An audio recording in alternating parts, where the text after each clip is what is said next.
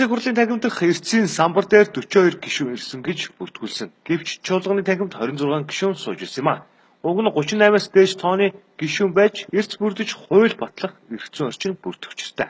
Өөрөөр хэлбэл 2019 оны улсын төсвийг батлахдаа хууль зөрчсөн гэсэн үг юм а. Чуулганы тахимд 26 гишүүн өөр өөрийнх конопыг дарж санал өгсөн бол 2019 оны төсвөө баталж чадахгүй унах эрсдэлтэй байсан. Тиймээс гишүүд шилдэг аргаа хэрэглэж бусдын конопыг дарсан юм а.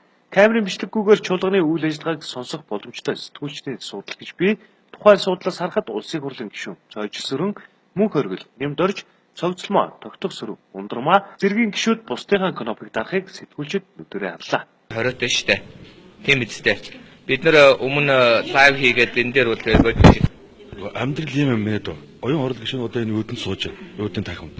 Миний конопыг дарч хаажаа гэж над руу хэлэхээр би сая дарсан. Амьдрал дөрөв зорчих тохиолдол байдаг гэж үү? За энэ талаар бол тайлбар хэцүү л байна. Мөнхбаатар суудаг. Та сая тэгтээ яг дарлаа шүү дээ. Мөнхбаатар хажууд суудаг. Мөнхбаатарын картыг нь авцсан байгаа. Юу гэсэн Та тэгээ сая тэгээд зөрчиж байгаа юм шүү. Мөнхбаатарын карт нь авцсан, сугалцсан байж байгаа гэсэн үг.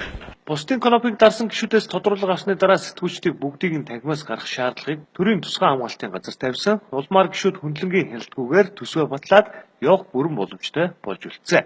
Уг нь өнгөрсөн авар бусдын конопыг дарах үйлдэлийг хориглосон, ихтэй хариуцлага тооцох тогтолцоог аваад тайчихсан гэх шүүмжлэл өрнөж ирсэн юм а. Үүнийг батлаж улсын хурлын гишүүдийн ёс зүй дээшлэв гэдэг нь нотлогдож байна.